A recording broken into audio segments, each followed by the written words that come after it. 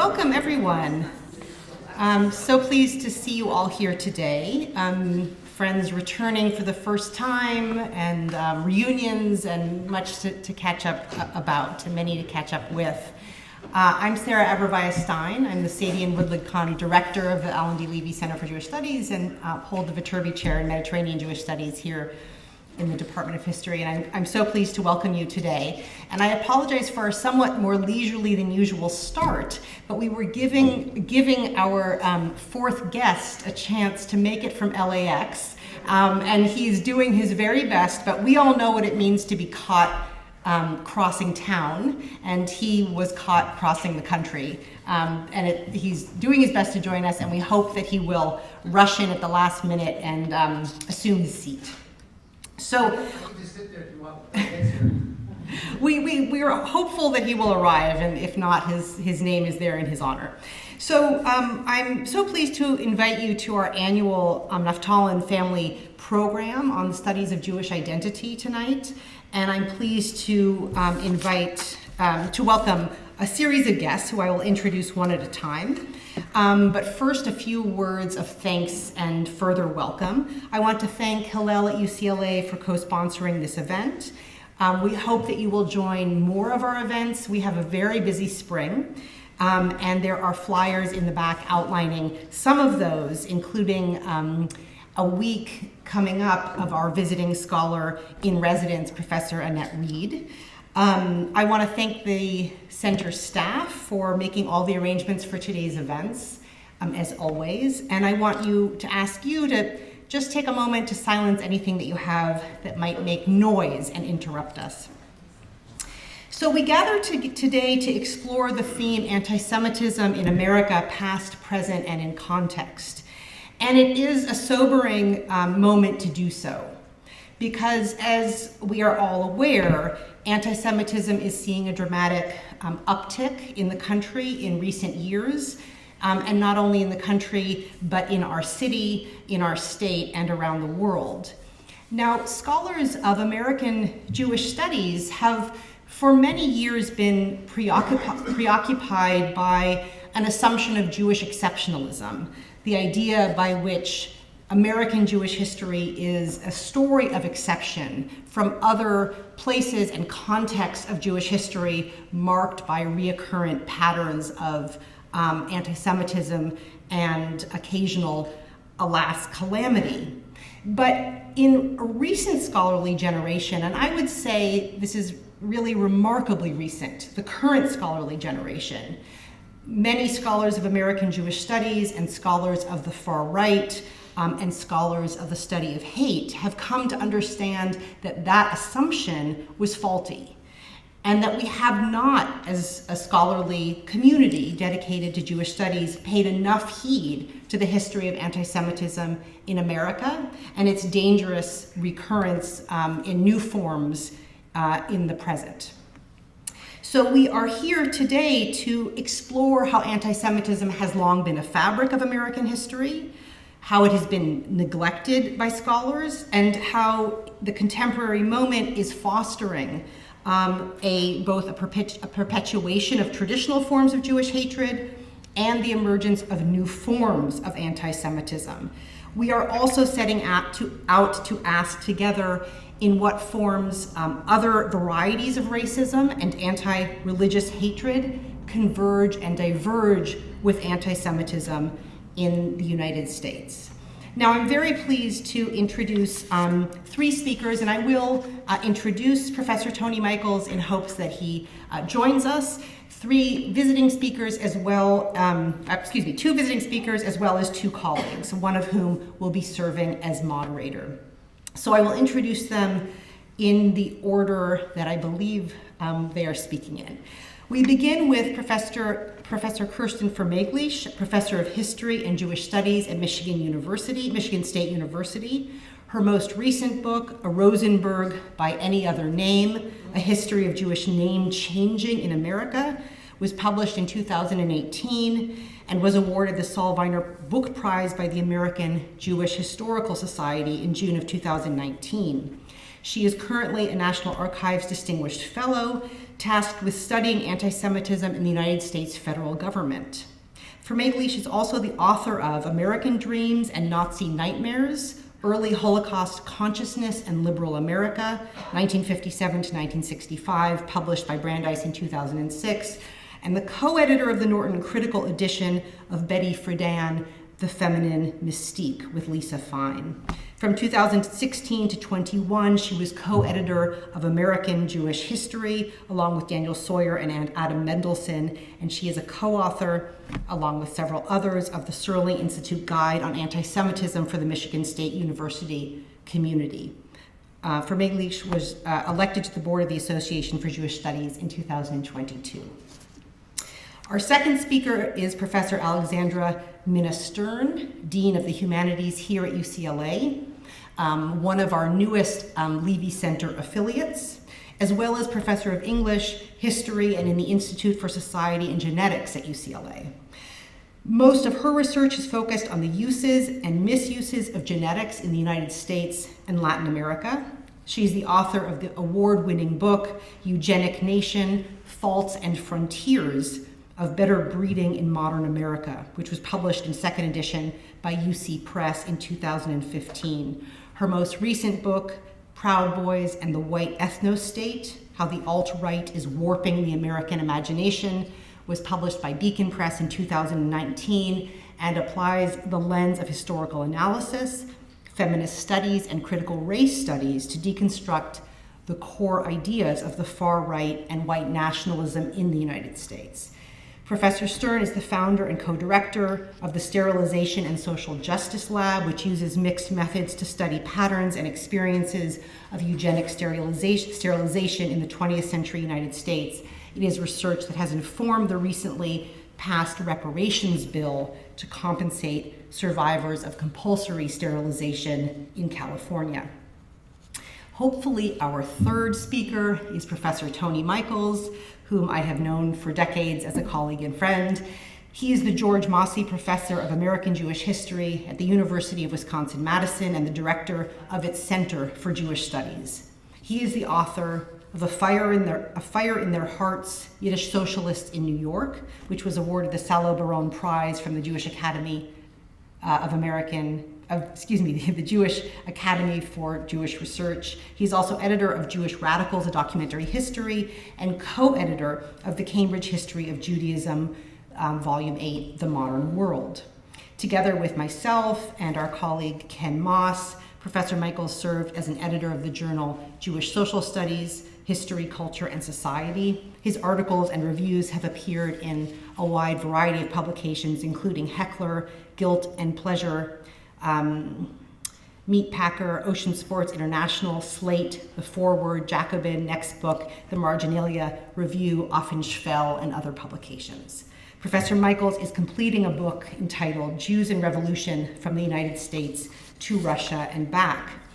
After these speakers share their reflections, we are very proud to have my colleague and friend Aliza Luft, Assistant Professor of Sociology at UCLA, serving as a moderator and starting us off with questions. Her research examines how people classify themselves and others, how these classification practices matter and change in times of war, and how they shape individuals' behaviors and decision-making about violence.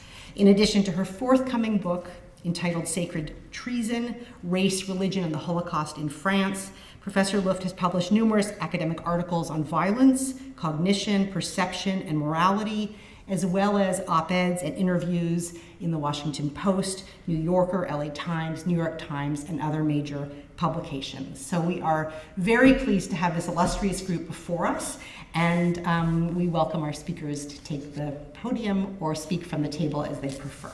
Thank you.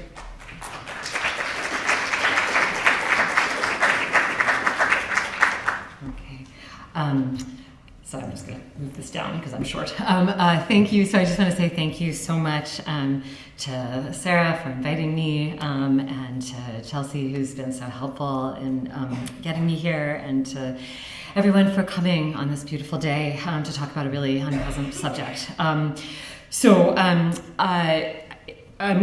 This project is very new, and so really you're one of the very first audiences to hear it. I welcome comments and anything that you might have to offer for it. It may seem a little bit removed. Sarah did a wonderful job of sort of describing some of the ways that American Jewish historians for quite some time have not talked about anti-Semitism. It has been sort of not something that has been central in the study of American Jewish history. And so it might seem that the topic might seem rather dull and prosaic. It's just 3 years. It's an early immigration act. It's part of some research that I've been doing on the history of anti-Semitism in the federal government.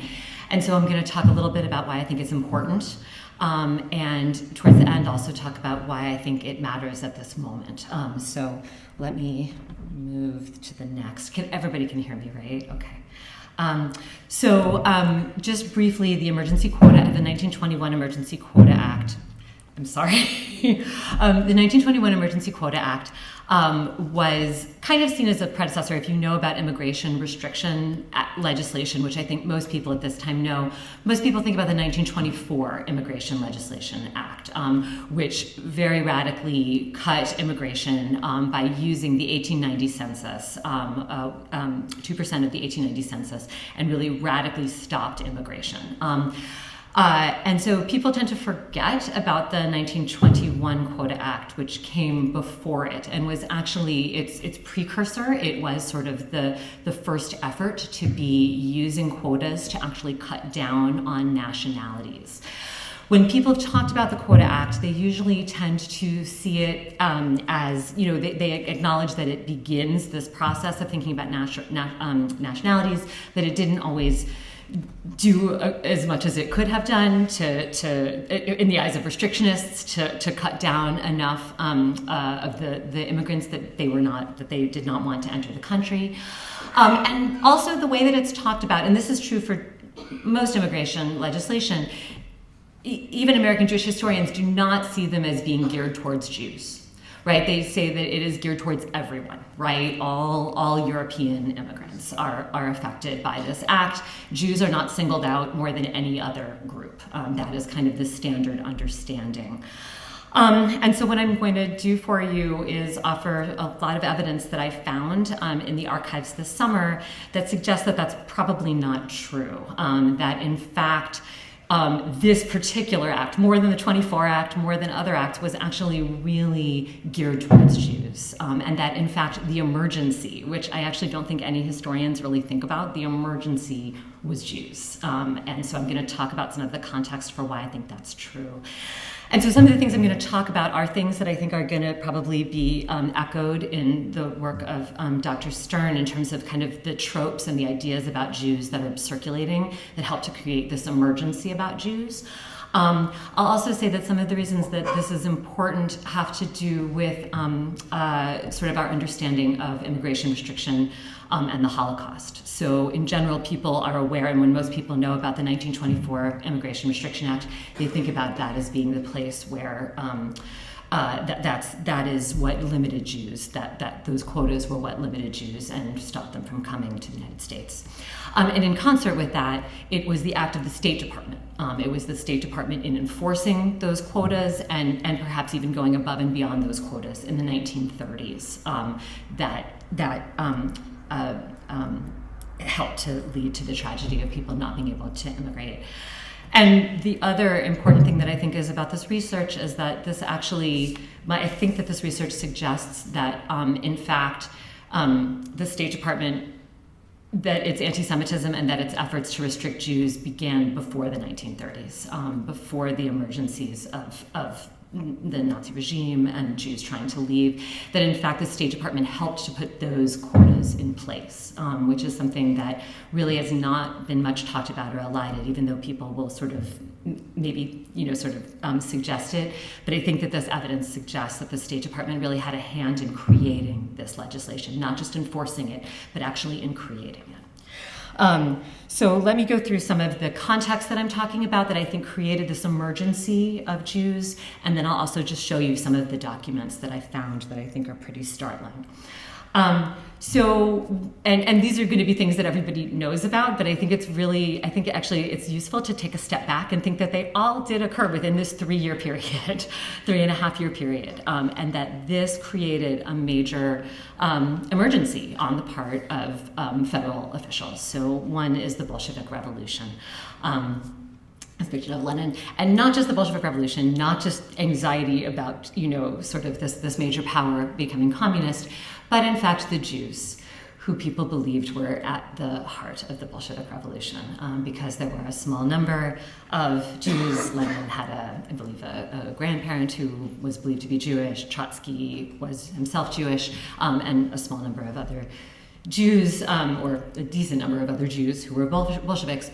Jews became equated with being Bolshevik, and this is actually referred to as Judeo-Bolshevism, and people see this as being very significant in a European context, Judeo-Bolshevism as being sort of at the heart of understanding a lot of anti-Semitism, but people frequently don't talk about it in the United States as much, but yet this equation of Jews and Bolsheviks and radicals and communists was incredibly pervasive in the United States.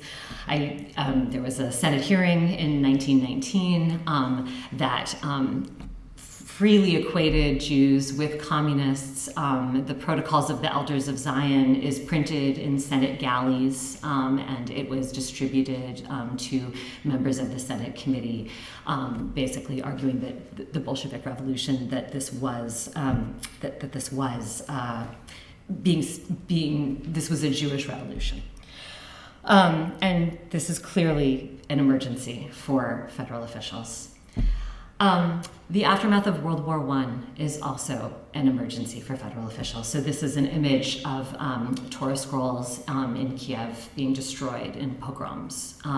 So there's been a lot of recent attention to the devastation and the destruction that was visited upon Jewish populations in the aftermath of World War I.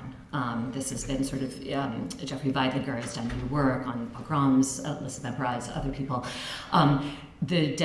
Upwards of 200,000 Jews being killed in violence, being displaced in large numbers, facing disease, typhus, cholera.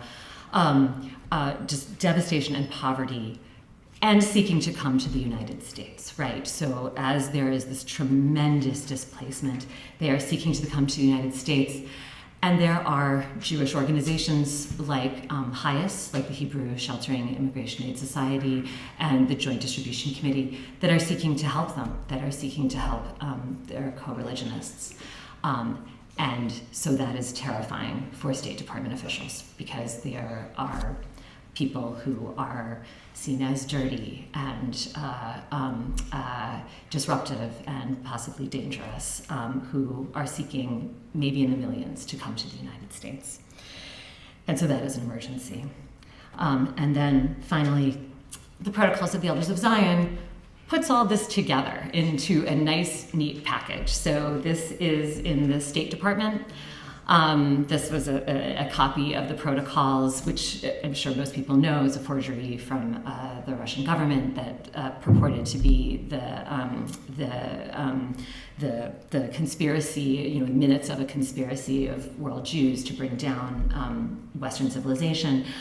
This is in the State Department records. Several copies are in the State Department records. Several copies are in the military records. They were actually distributed, and they were, as I mentioned, in congressional records. And in all of them, in the minds of many of the military officials, State Department officials who read them, they see this as true, right? It is demonstrated to be a forgery in 20, but for many people, they still believe this is true, and it puts it all together beautifully, right? Oh, there are these poor Jews, there are poor Jews, right, who are looking to come into this country and destroy it. And they are being aided by wealthy Jews, because of course we all know Jews are wealthy. And those wealthy Jews are also funding the Bolshevik Revolution, right, and all of this destruction. And they are also trying to fund a Jewish state, right? So the image is that all of these things that are happening at this moment are all tied together. And so the protocols ties together this emergency situation perfectly, and there are federal officials throughout the government who are reading this document and taking all of these pieces as this emergency. So I can go through just a few of these documents to show you a timeline that I think kind of illustrates the ways that it affects the State Department and helps to lead to the 1921 Immigration Act.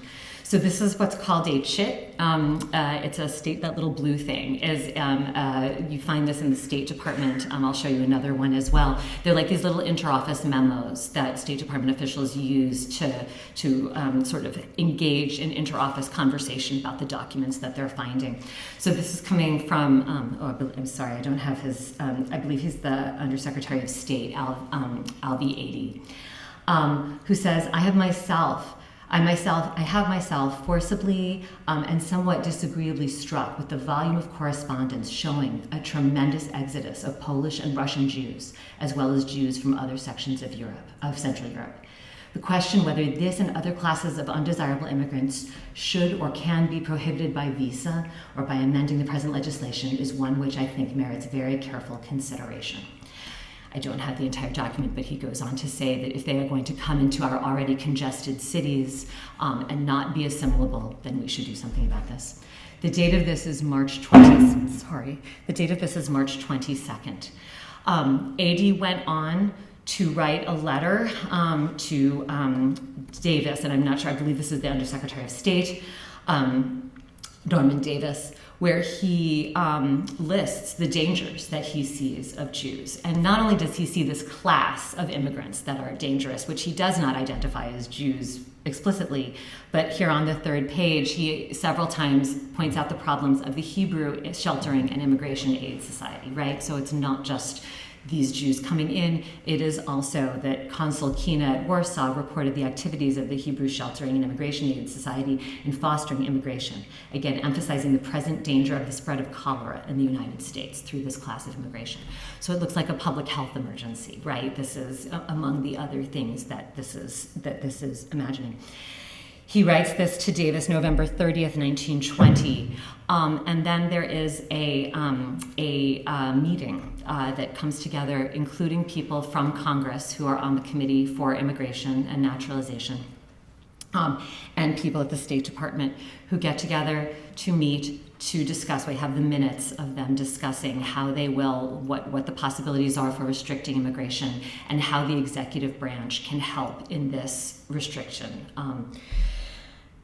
And then, like 2 days after that meeting, the Senate, the House puts out this report calling for a bill for the temporary suspension of immigration.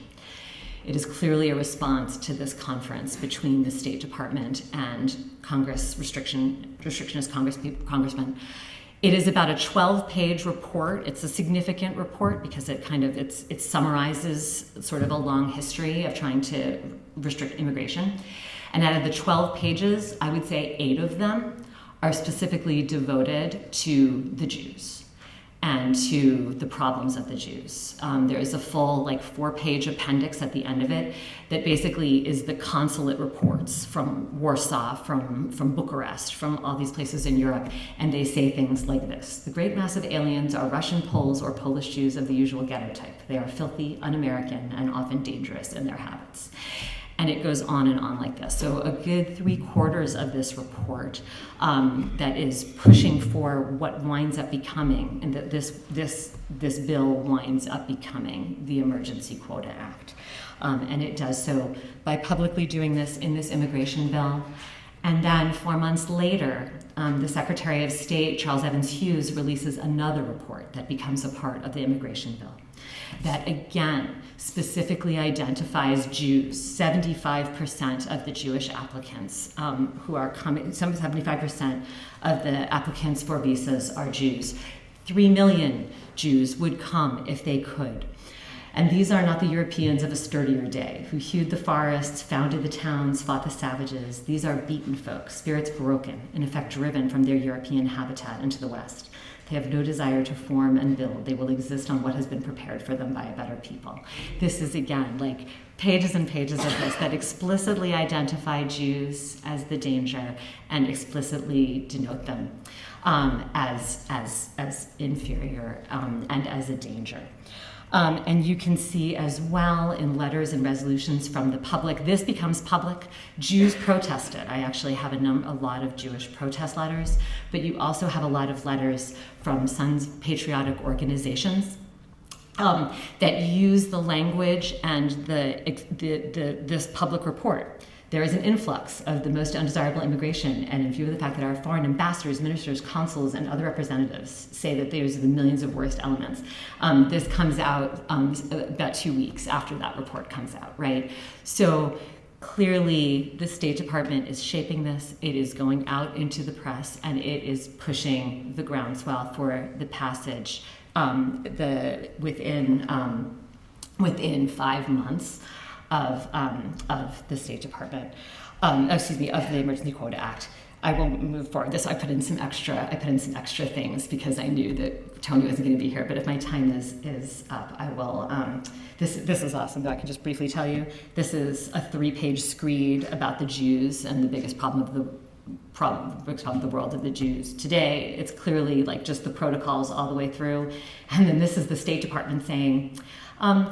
I intentionally made this a perfectory acknowledgement so as not to indicate our interest in the Jewish question. And then the response is, that was my idea. The least said, the better. However, I don't think this letter is too effusive, right? So clearly there are internal back channels that are clearly seeing, and this is like a day before the Immigration Quota Act goes into effect. So with all this, there's much more that I'm going to be doing with this, but for all of this, some of the things that I would keep in mind is the significance of the State Department doing this and the significance of this language about Jews, which is supposed to really be sort of much more significant for Europe than America, really shaping American legislation. Thanks. Thank you.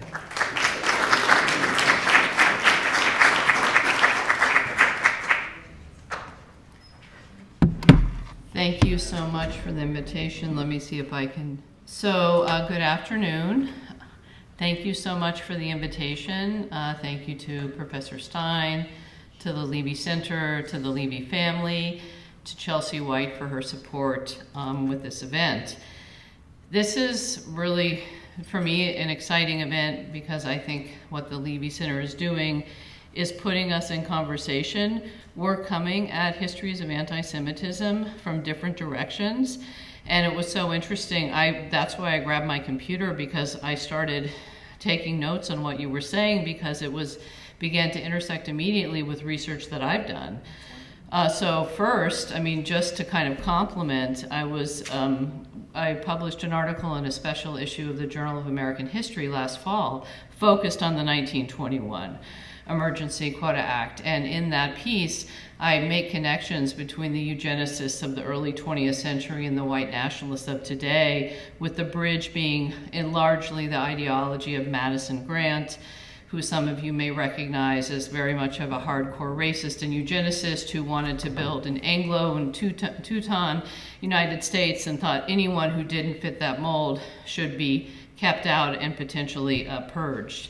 And the other point of intersection, which I think might be valuable to talk about, is the whole role of medicalization and the ways in which, I published previously on the ways in which Jews were stereotyped as having poor physique, being mentally defective, undesirable, moral turpitude. So that is also part of the rhetoric that is playing into this and actually will relate to what I did come here to talk about, which is my more recent research on the resurgence of white nationalism and really looking at the role of social media in this. This comes out of the book I published in 2019, which Professor Stein mentioned. I've continued to keep up with social media and its toxicity, in particular racist tropes, anti-Semitic tropes, transphobic tropes, which are connected to all of those. And, you know, when writing that book, I really had to delve into the history of social media and better understand how social media was producing memes and amplifying and really accelerating a lot of the bigotry and hatred we are seeing in American society and indeed across the globe, because this kind of harsh ethno-nationalism is something that is quite global. But as I learned more and more about the rise of social media, which goes back to the post-Cold War era, but most directly really to the history of the 1990s and media studies, is that racism and bigotry are not a glitch in the system. They are a key feature of the system. And the system was built with the ability to amplify toxicity because, well, it sells, and clicks, generate more clicks. And you all know how that works. If you're on YouTube and you watch something and you liked it and you click on that content, you're going to get uploaded 5 more things that are that have similar content. So I really looked a lot into how social media functions and what can we do in this context where it is playing a key role in basically inflaming the kind of anti-Semitism and other racisms that we're seeing in the U.S. society and beyond. So I'm going to walk you through provide some context for understanding anti-Semitism and social media today. I am going to show some offensive images, and I just want to warn you because they are images in a way that complement some of the language that you shared, but they are quite disturbing, and one can only take so much of them, but it's important to, I think, to be able to recognize them, and particularly when they become more coded, to be able to decode them, because they're doing a lot of work when they're more coded and more insidious. So we know that anti-Semitism has centuries old history. We can go back to 12th century England. We can, move up to 16th century, crusade. We can, cover the globe and find it. But what is kind of really telling about the current moment is that it fits into what one scholar has called the fourth wave of the far right, with the first wave being really fascism in the 1930s and then other kind of flashpoints all the way through to the 21st century. And we saw this in the United States, most notably with the emergence of the so-called alt-right in 2010s. I mean, that term was coined in 2008 by Richard Spencer and began to really take traction where, well, online, in social media, and particularly on webzines that were replete during the 2010s. It also was in the context of a reaction to Barack Obama in this country and really kind of building a counter-narrative to him. So since, the 2008 recession also played a role in igniting this. But what we've seen is really from the 2010s and continuing into today, a rise of white nationalism, identitarianism, which is more well known in Europe, but we can use that label to understand some of the politics of identity, heritage, all of those keywords that are used. Of course, neo-Nazism, and misogynistic groups. And the misogyny is often a key element of that. I can go through and look at some of the statistics as the Southern Poverty Law Center every year does its count of hate groups.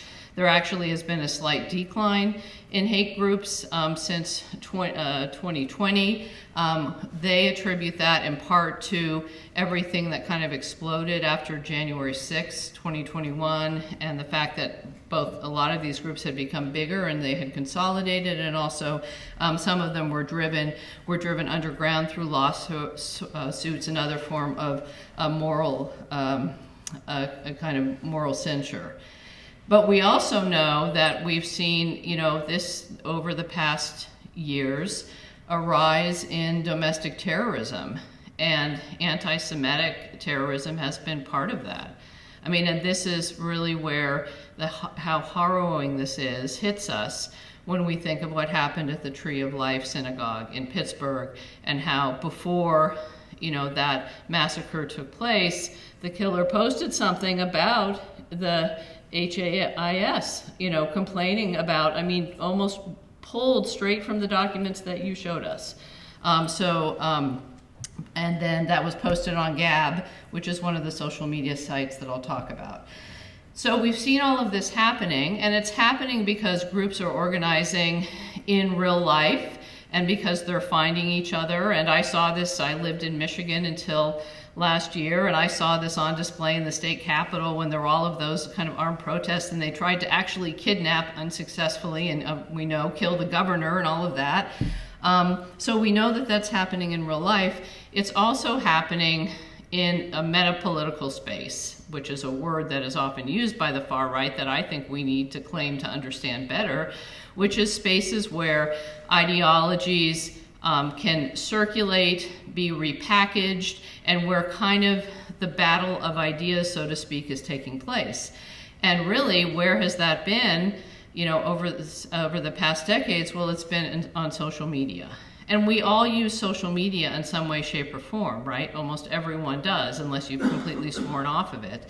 And so we do know how it works. And we also, I'm sure you're aware, how it can amplify and it can recruit. And it also, this is a really important aspect of it, social media not only recruits people down scary rabbit holes, it also has a lot of supposed humor attached to it. So a lot of what you'll see with, posters, those who post online who want to then disassociate themselves from what they posted but still kind of claim it, is a kind of plausible deniability or this sardonic approach to it. And that's a lot of what the alt-right did, and a lot of the ways that they caused mischief and caused so many problems, especially in 2016 with the rise and election of Trump.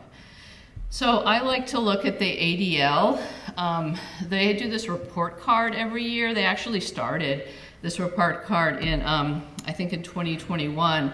And what they wanted to do was to, basically look at how well are these social media platforms behaving when it comes to, they're particularly interested in Holocaust denial, but also in evident anti-Semitism and how well is it being regulated or moderated. And the answer from this, you can see, is not well. You see that a few of these sites like YouTube went up from a C to a C+, whereas Facebook went down. And, Twitter has deteriorated, especially since the new owner of Twitter took over, where there's a lot more homage to this kind of free speech and less attention to the kind of regulation that was still minimal to begin with. Another important aspect of this is when we think about social media or digital spaces, we also need to think about video games. Video games are really important social media platforms, often where younger people, particularly young men, are radicalized. And I mean, even boys as young as 8 or 9. It can start, with Epic Games or Fortnite or one of these. And it is pretty shocking if you go in and, see the kind of the memes and the language and the character playing that's done, and how Holocaust denialism and, tropes that are associated with that are utilized online. Okay, so here come the offensive images, which probably won't surprise you, but the reason I'm showing them to you is one of the things that I think it's important to do in tracking social media is not only to recognize the usual kind of suspects of really offensive anti-Semitic tropes, but to understand the ways in which those have become repackaged and the nod and wink kind of dog whistle politics that is very much in place.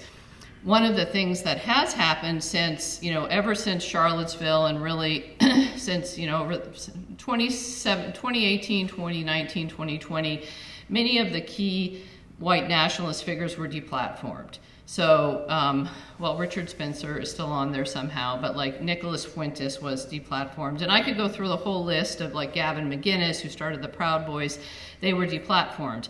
And on one level, it's good they were deplatformed because they were not amplifying their message. What that also means, however, is that the messaging they were doing is going to be recoded in ways that can be, you have to know the signifiers, you have to know the kind of components of the message to recognize it.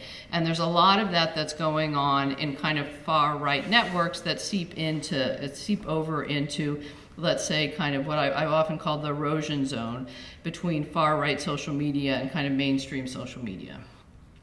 So these are images. This is taken from Gab.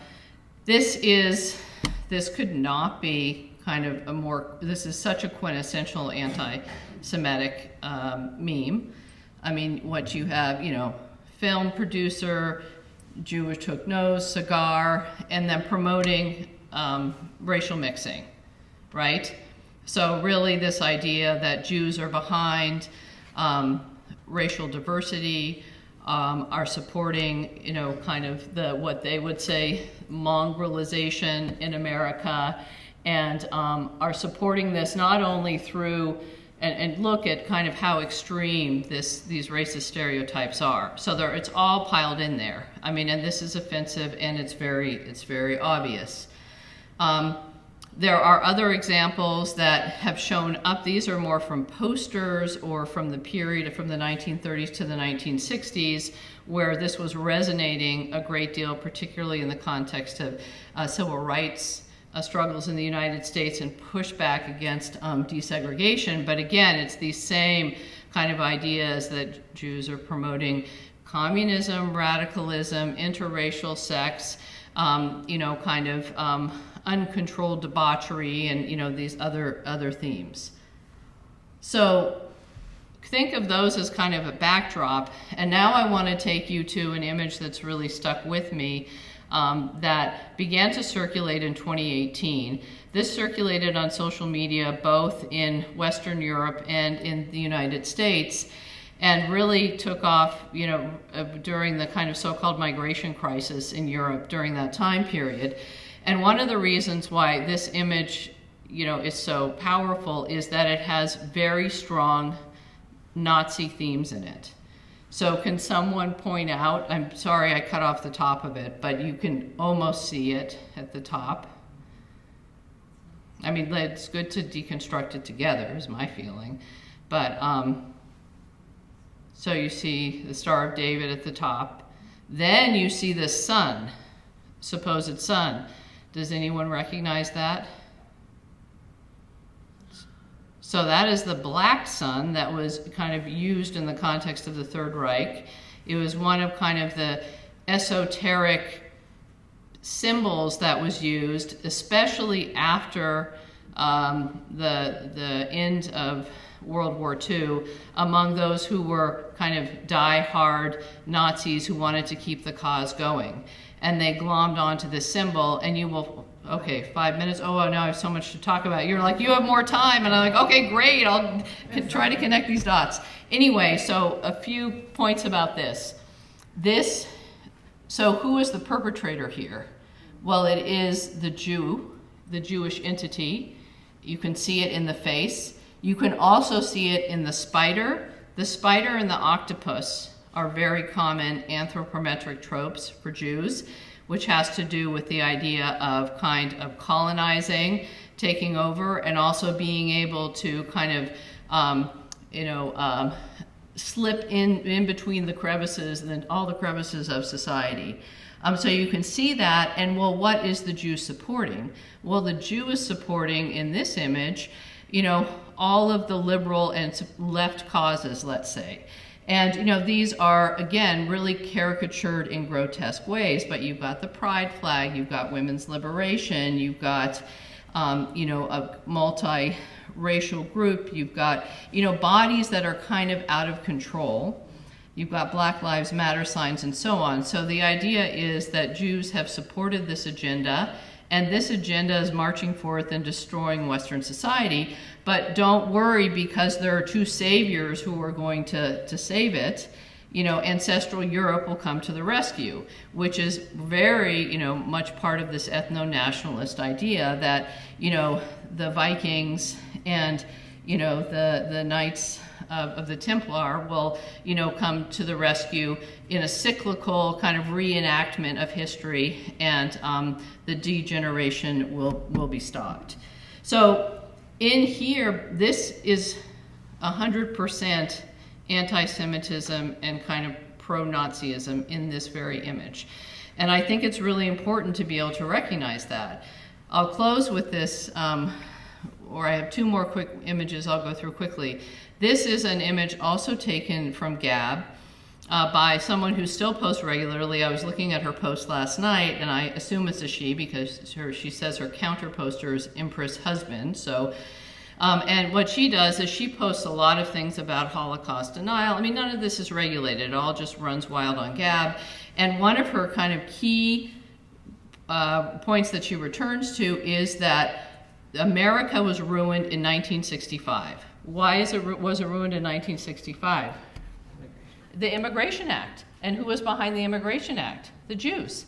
So they, before 1965, that's when the 1924 Act was overturned by the new act. We had a beautiful, safe, white, homogenous society for our families and people to enjoy, and they ruined it. So they, and you saw them all here, brought all of these things, which is bringing the downfall of American society. And the antidote to that is Norman Rockwell happy families in kind of 1950s white suburbia with men grilling and women providing picnic baskets and all of those gendered stereotypes. There's so much to say about how this has morphed and changed since COVID. How anti-Semitism has really become the kind of the architectural logic behind the conspiracy theories that we see with QAnon, that we see with COVID denial, and so on. I think one of the tropes that we're really seeing now is this idea that Jews are responsible for lockdowns, will force societies to lock down, and Jews are also behind something that those on the far right call the Great Reset. They're concerned that society is going to be kind of reset in ways that they don't like, and that they have to kind of push back against this change. And if you look at this, this is from, and this is just from Twitter. Lockdowns are indeed a global, powerful global weapon of the elite's deep state, criminals, and globalists. Well, we know who the globalists are. We know how the deep state kind of narrative is linked to anti-Semitism. We know how the elites are. So you can see that and how these ideas are put together, and this in its insidious ways perpetuates anti-Semitism and anti-Semitic thinking. And I'll stop there for now. Thank you.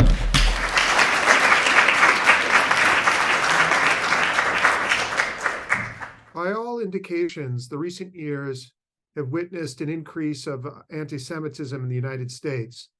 To many people, this has come as a surprise because it had seemed in the waning years of the 20th century, not that long ago, that anti-Semitism had dissipated and was a thing of the past. I'd say the widespread view was it still existed, but it was in the process of disappearing or confined so far to the margins that it was a negligible factor in American life. But over the last decade or so, many people now agree that this perception in this earlier period had been mistaken. In my brief comments here, I'd like to offer some observations about contemporary anti-Semitism. The question I'd like to address is this: what is new and what is old in contemporary anti-Semitism? This is a large question that I can't even pretend to answer thoroughly now, but I would like to make an attempt at an answer by focusing on one of the country's foremost anti-Semites, a man named David Duke. Many of you are no doubt familiar with Duke. In the 1970s, he was a leader of various Nazi and KKK organizations. In the 1980s, he attempted to improve his image by purportedly disavowing violence and white supremacism. And he exchanged during that period the swastika and the white robe for a suit and tie. He was elected to the Louisiana state legislature for one term. This was around 1990. And he subsequently ran for national office. And although he lost that election, he won a majority of the white vote in his district. So again, he had went mainstream, and he's maintained an active presence on the far right ever since, to this day. In the spring of 2019, I had an occasion to interview Duke, in his hometown outside of New Orleans. And I found his statements revealing and worrisome for their mix, their blend of old and new allegations. I almost called them ideas, but I'm not going to dignify what he has to say with that word ideas. So I'll just refer to them as allegations. So what is old in what he has to say? His basic view is this. Jews are inordinately powerful. They dominate the major institutions in the United States, the media, arts and entertainment, academia, politics, business, and so on and so on. According to Duke, they use this alleged power for their own benefit, to the benefit of Jews around the world, and specifically to the benefit of Israel, which Duke adamantly opposes. These allegations aren't new, as I say. They're quite familiar, quite old, and they're expressed in their most extreme form in the Protocols of the Elders of Zion and other similar tracts that have been in circulation now for well over a century.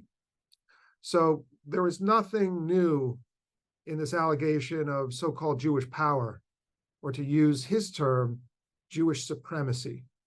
And I just ask that you note that term, Jewish supremacy, because it has gained currency in recent years in American society. So that's one element. It's actually it's a central element in Duke's way of thinking and his outlook, his worldview. And it's an old one. The allegation, the canard of Jewish power.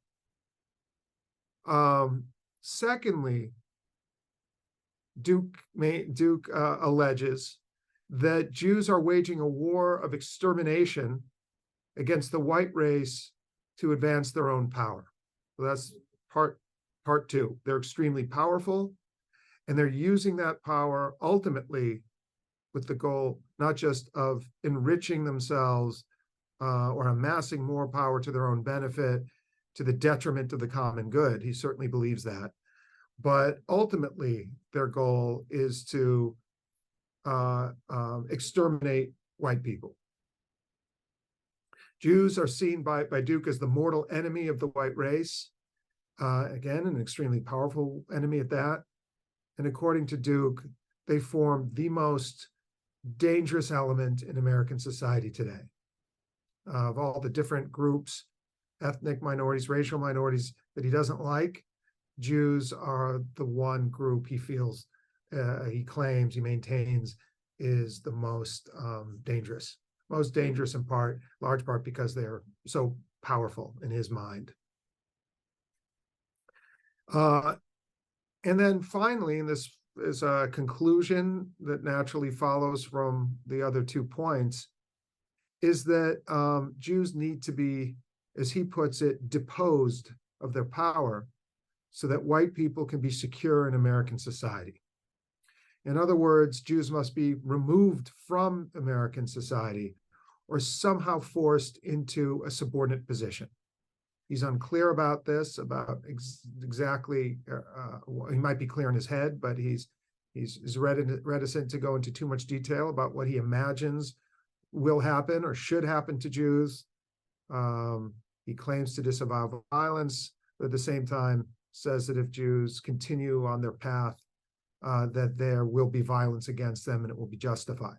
In any case, he seems to be thinking in terms of an all-out eradication of Jews or subordinating them to some sort of, I don't know what, somehow subordinating them that could include, who knows what, stripping of their rights, persecution, killing, it's not clear.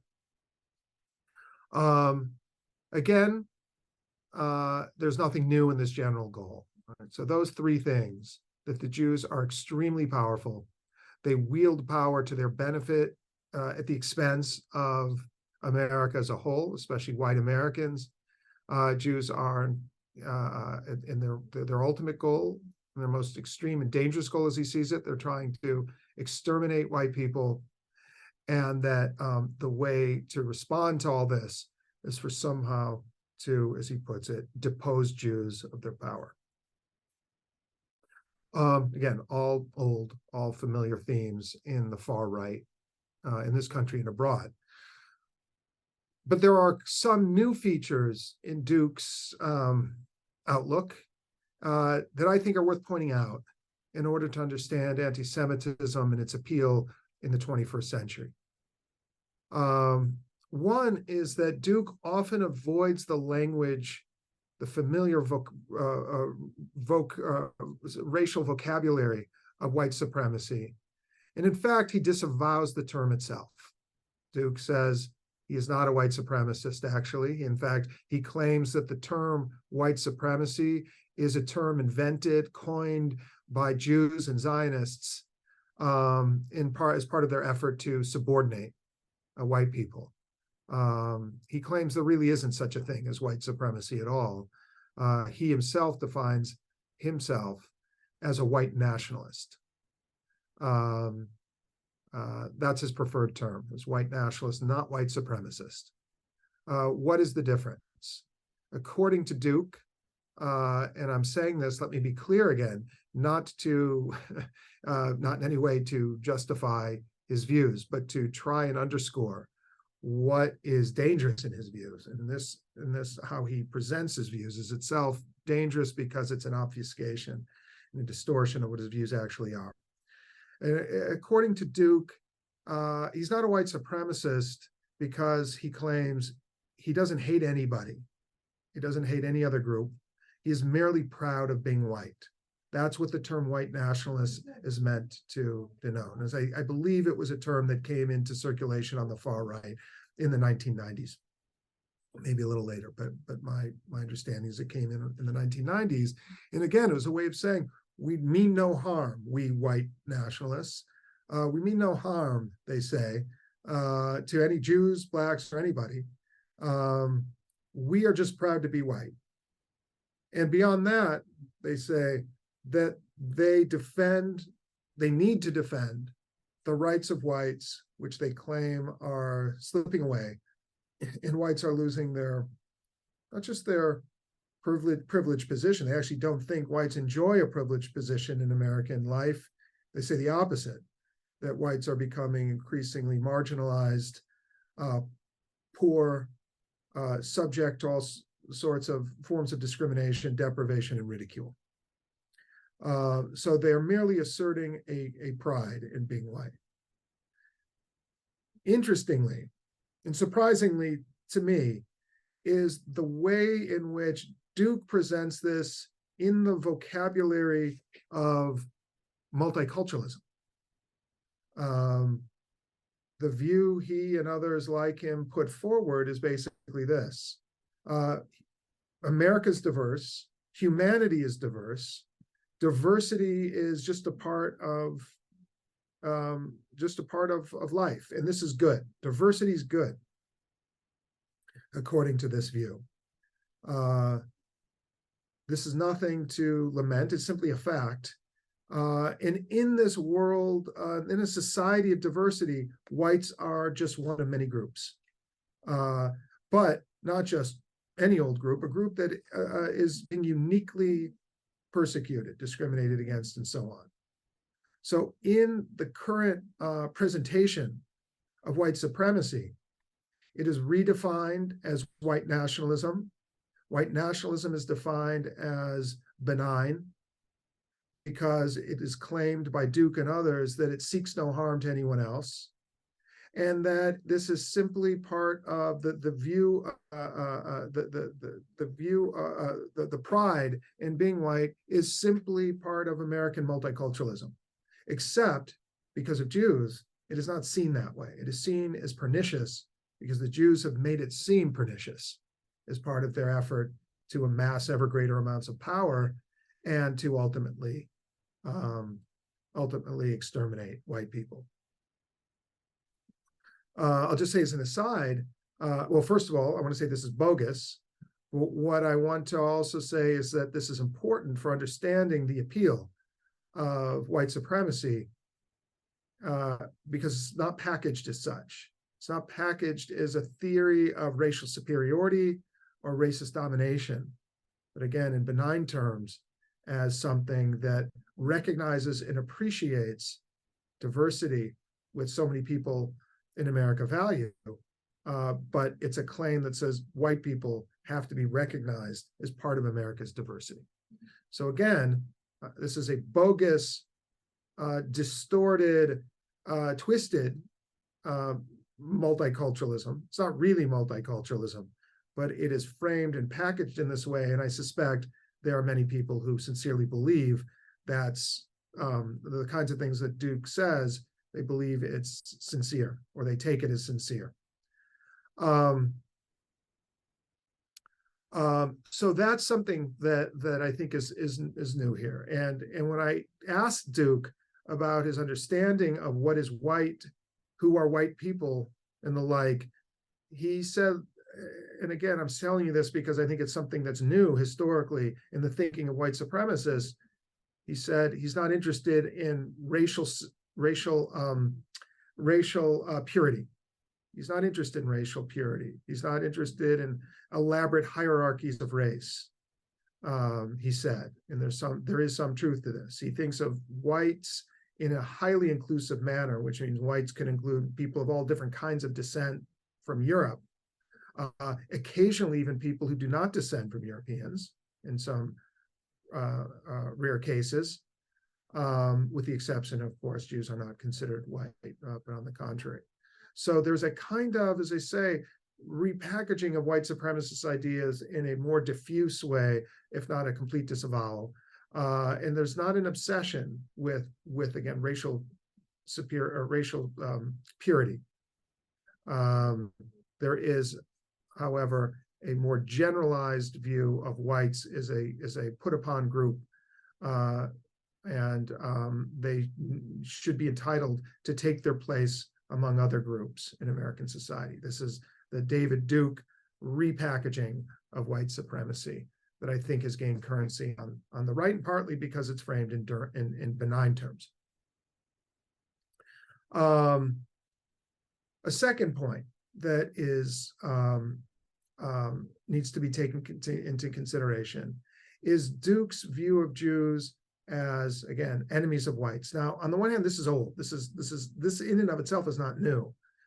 But it comes across as new in contemporary thinking, in which Jews in American society, and here I'm talking about Ashkenazi and Sephardi Jews, are typically classified as white, if formally, either formally or informally, in the minds of most people. This question of what are Jews racially, which was quite widely talked about prior to World War II in American society. Are Jews white? Are they not white? Are Jews a race? What kind of race? These sorts of issues that were widely discussed and were considered a question in American society, generally ceased to be in the decades after World War II in this country, except on the far right. Over the decades, as most Americans came to view questions of Jews and race as the kind of thing respectable people don't talk about, the view, the white supremacist view of Jews came to be viewed as ridiculous, as silly, as ludicrous, or just plain wrong, pure and simple. There's nothing to discuss. But I would contend that whether Duke is right or wrong in his view of Jews as a non-white race, hostile to white people, should not be seen as the most important question. The allegation, I think, is ludicrous, is what I'm trying to say. But that's not where the discussion should end.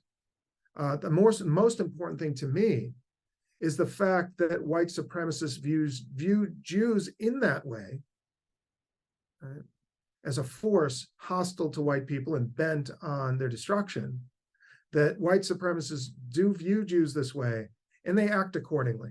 It seems to me that's the more important issue, is not what Jews are authentically in terms of race. I'm not sure what that even means, but that there is a persistent view on the far right that holds Jews, as I say, as enemies of white people and act accordingly on that. It seems to me that any adequate understanding of anti-Semitism and the problem of racism generally in American society has to take into account this fact. And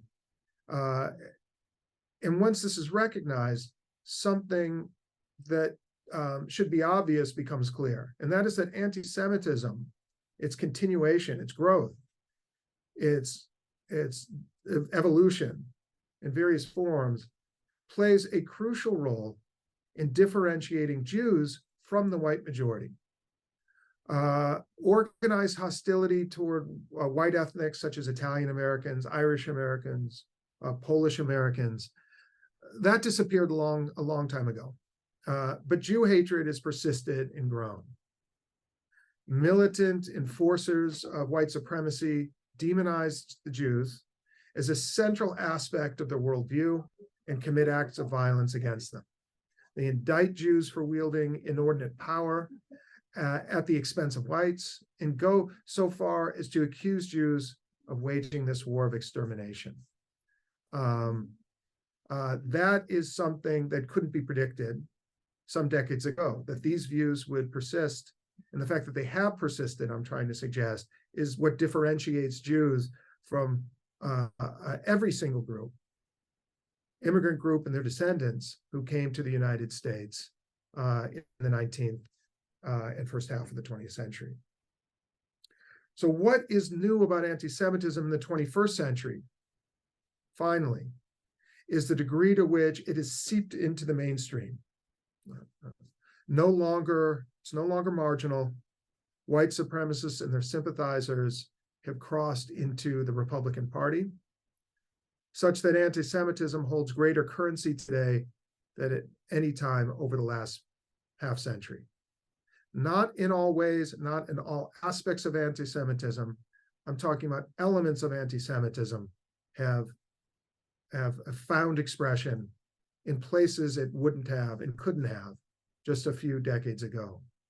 The so-called replacement theory idea is a manifestation of anti-Semitism, that non-whites are going to replace whites, is intimately, it's an outgrowth of anti-Semitism, and it's one hears now coming from mainstream circles. The term white nationalism itself, the term that I discussed earlier, is an example of this. The term originates on the racist and anti-Semitic far right, and yet people today use this term routinely as if to describe racists. Some view it as an objectionable term, some don't, but it's noteworthy that it's a term that's widely used. And as I was trying to suggest, it's a euphemism for white supremacy, coined by the white supremacists themselves. And finally, to complicate matters further, anti-Semitism comes now or circulates among various and sometimes opposing political currents, including elements on the American left, who also have a record of trafficking and allegations of Jewish power. I noted the term Jewish supremacy. It's in fact, it's not only a term that David Duke used, it's the title of one of his books. And it's a term that one hears with increasing frequency on the political left today. Anti-Semitism, in other words, is not confined to the angry white mob, although white supremacists who are armed to the teeth, something else that I think is important to note in these discussions of why it's dangerous. White supremacists who are armed to the teeth pose the main threat, physical threat to Jews. Right? This has to be recognized. There isn't an equivalency here in terms of power or threat or danger between the anti-Semitism that one sees on the political left sometimes and the organized far right that I've been talking about today. So I want to make that point clear. My point was simply to say anti-Semitism that originated on the far right is no longer confined to the far right. That was my point. Not to suggest that the left and the right have equally bad track records. They don't, not by a long shot. And or they pose similar kinds of threats. They simply don't. My point again is that anti-Semitism has migrated from the far right into many different quarters in American society. And I suggest that that's something that was not really the case some decades ago.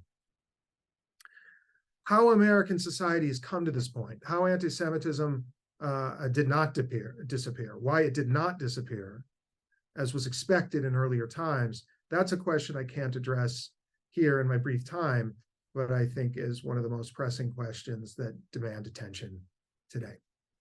Thank you. So this is just totally fascinating. I have so many questions. My mind is spinning. I'm sure you all have very many questions too. I will just ask some quick questions of Alex, and then we'll see if Kirsten can come back in time.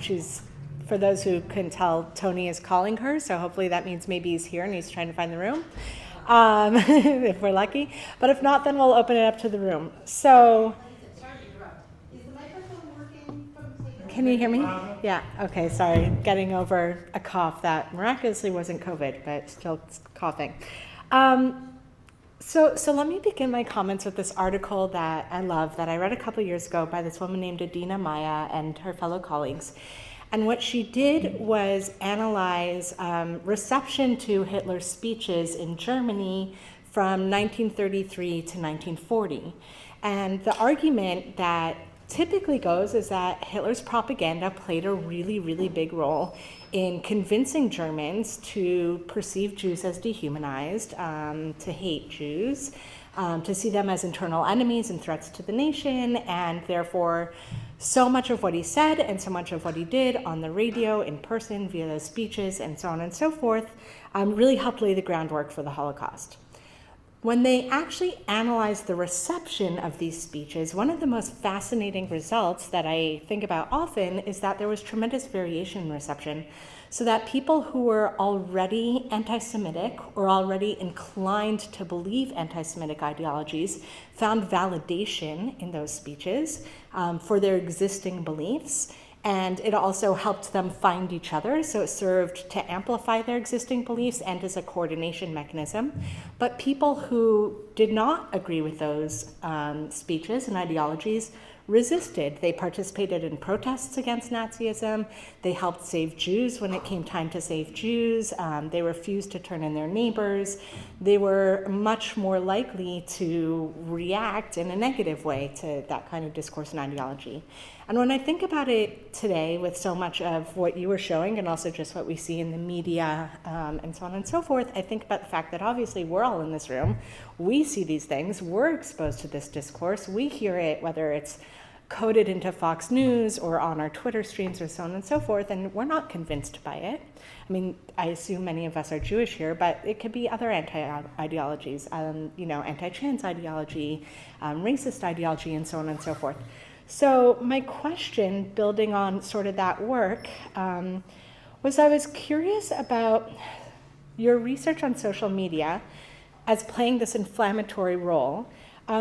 One is sort of, I wrote these all down. One is, by inflammatory, do you mean it's helping to increase it among the population so that people who weren't likely to believe it are now being persuaded? Or is it helping people find each other who are already likely to believe it, to coordinate it, and to amplify those ideologies, to form these groups, and then to protest in the streets and enact violence like we have seen? And of course it could be both, because there could be a variation in reception among different categories of actors. So think about teenage or young boys playing video games versus someone, I looked his name up, Enrico Tarrio, who was the Cuban Floridian leader of the Proud Boys, who's almost 40 years old. This is like a two totally different population. We also had many women who participated in the Unite the Right rallies and things like that. So one is sort of like, is this persuading people who wouldn't have believed it before, or is it helping them find each other and coordinate and mobilize? And then the second is their variation in who is likely to be receptive to this and who isn't. The second... Oh, wait, can I just answer that one? Yes, because that was so a lot. sorry. Yeah, that's a lot. So I would say it's both and. Yeah. I mean, obviously, it's deepening and reinforcing the beliefs of those who are already there, like in their mentality are red-pilled and they wanted to be red-pilled, and so it's these self-reinforcing ideas about, that include gender stereotypes, ethnic and racial stereotypes, and also hatred to the extent, and such hatred and violence that it could even lead to real life, kind of loss of life. There are also, I think it's interesting, I'm often asked to contribute to these, just yesterday, this volume on, terrorism and hate and, responses to such and such, but mainly like political scientists and criminologists, and they're doing really interesting work. But my feeling is that I'm not convinced that's the best lens to understand all of this, because you lose a lot of nuance. So it's not just that all of these sites, social media sites, or these memes are, actively pulling people in and recruiting them willy-nilly. Some people are being recruited. But what I would say is that you have to look at the whole ecosystem of social media. So one of the studies that was done, around 2017, 2018, actually showed that the hopscotch to really the far right and kind of real neo-Nazi groups started not with, let's say, garden variety anti-Semitism. It started with misogynists. So it started with things like the Proud Boys. It started with Jordan Peterson. It started with someone like Andrew Tate, who is enormously popular among kind of young men in the kind of transatlantic between the US and Europe. And then that kind of thinking, see, it's the us versus them thinking. It's the rigidity. It's the it's traditionalism. It's kind of that architecture of kind of dividing the world and also not allowing for any type of uncertainty that was more likely to lead. So it's like almost like these gateway, like if one was just to be red-pilled, there are these gateway pills along the way that can lead to it. But that doesn't mean everyone's going to, to continue all these metaphors, drink the Kool-Aid, or, and so, when people see it and recognize it, for those who are very concerned and opposed to this, it's going to kind of potentially lead us down another social media echo chamber where there is content that is, kind of affirming our identities in other ways. The other thing I'd like to say about social media, and I didn't have time to get into it, is that, again, so much of the social media is about cultivating hate and it's about recruitment. But social media in particular, for some, I've written an article on female extremists in the US, and what they use social media for is building community and sharing bone broth recipes, organic farming, back to nature, making their children's clothes, why they do homeschooling, by the way, why they don't think the Holocaust happened, all these things that they kind of mix up together, but it's really about building community and often like learning survival skills along the way, because they're all waiting for the Great Reset and they want to be prepared. But there's a new, as I was finishing writing the book, a kind of new journal emerged called the White People's Quarterly, and what they do is they do a lot of like what they say family friendly. There's like children's stories and poetry, and so they want to build the culture and the art into it because it's about building community, because they feel like their community has been taken away from them, which resonates with the identitarian part. So I think it's really important to recognize the effective sides of social media in general, like as a general understanding, but particularly for understanding the far right. Because if we don't, then we just slip into always understanding it as like kind of the dynamics of hate and recruitment. Mm-hmm. Yeah. So I love that answer, and it leads into a different question that I had that I'm happy for both of you to respond to, which I think that oftentimes there can be this narrative that anti-Semitism is the oldest hatred and Jews are uniquely hated and uniquely targeted throughout history, throughout the world, in the United States, in Europe, and so on and so forth. But one thing that keeps coming through in your work is how connected it is to other forms of hatred. And so I would just, we have one talk that was very much focused on the past and one talk focused a bit more on the present, but maybe both of you can sort of speak to the relationship between anti-Semitism and other forms of hatred and dehumanizing ideologies that I guess connect this as a common thread. And I thought the second to last image you posted was really interesting, because in that image you see the Jews as responsible for controlling all these other things. Yes. Whereas just now when talking about the Proud Boys, there's sort of misogyny that leads to these other things. Or, for example, I'm thinking about the current attack on trans and queer people in this country. I think a lot of people don't know the history of Nazi Germany and attacks on trans and queer people and anti-Semitism and how those two were linked. So I would just love to hear a bit more about how anti-Semitism is actually linked to other hatreds, past and present. I could go first.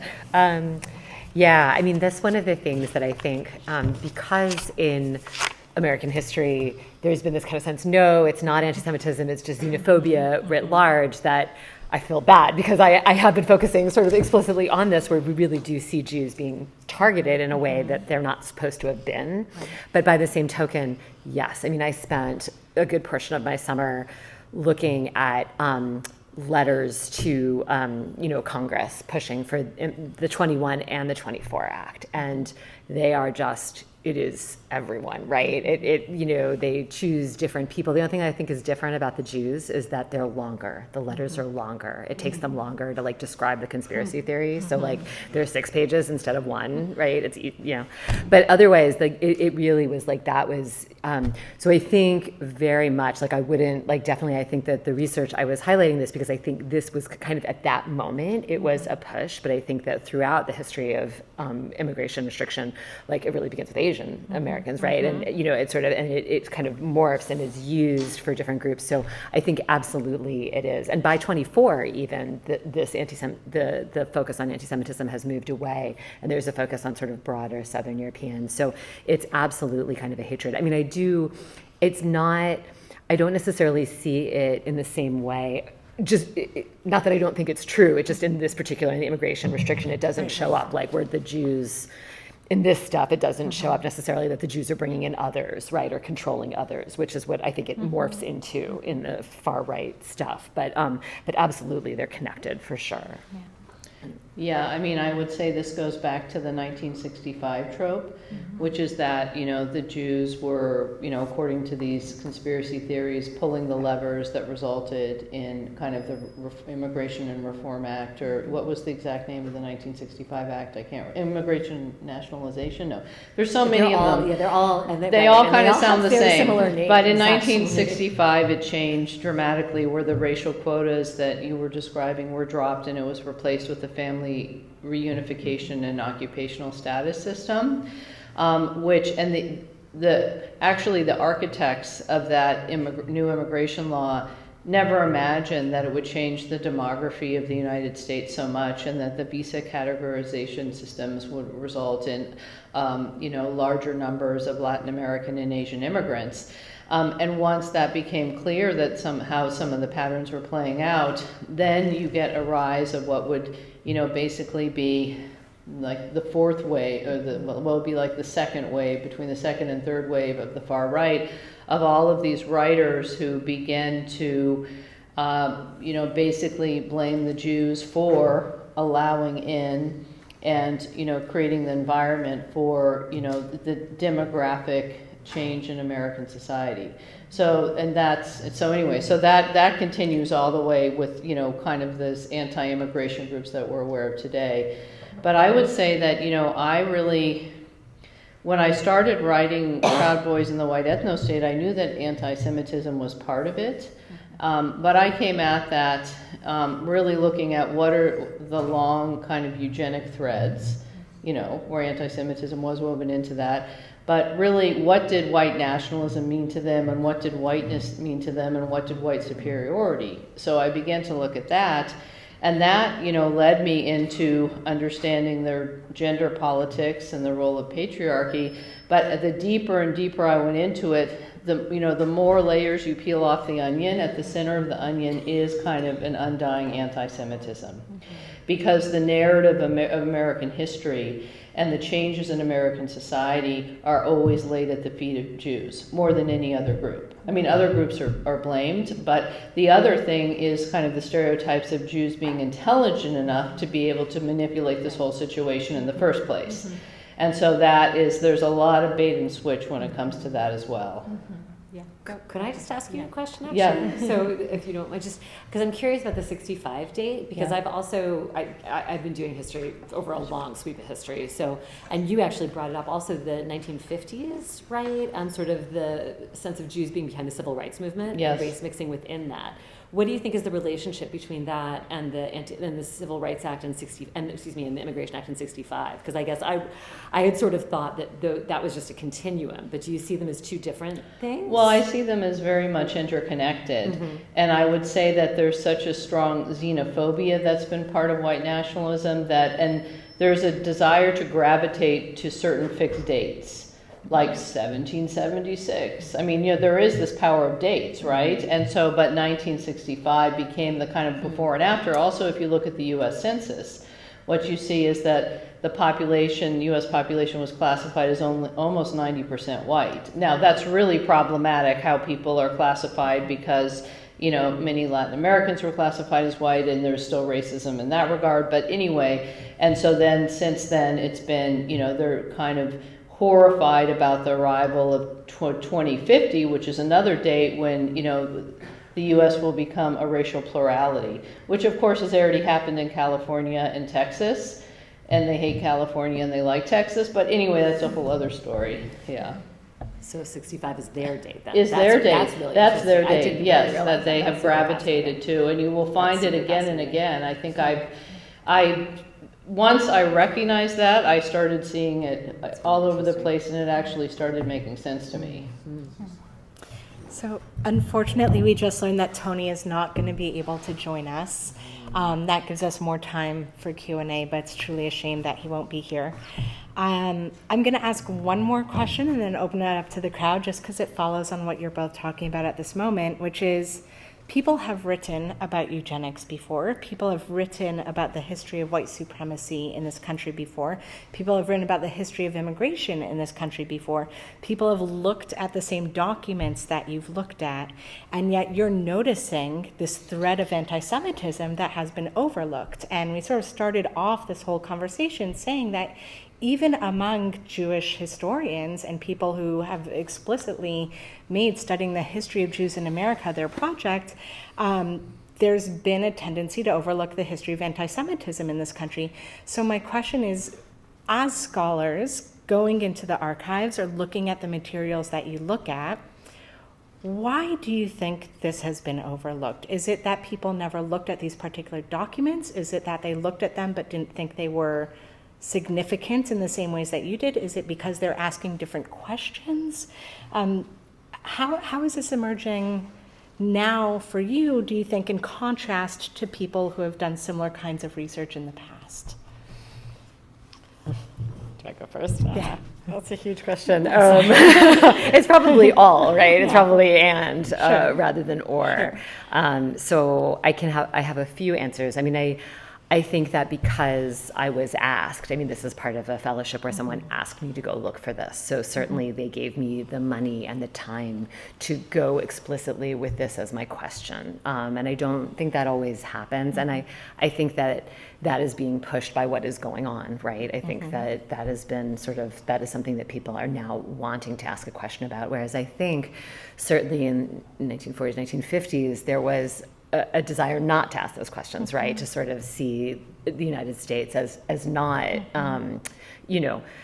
either by point of comparison to Europe or simply because they wanted to sort of, I don't want to say celebrate America, but I think, yeah, certainly, right, to sort of, sort of see sort of more positive things in America. I think that was not a tendency, whereas I think that is now. And sort of understanding the material basis that allowed me to do this research, I think is an important part of that, right? So I think that's a part of it. It is true that actually looking in the State Department in the 20s, I mean, it's just not, you know, so I had to really, this is something else related.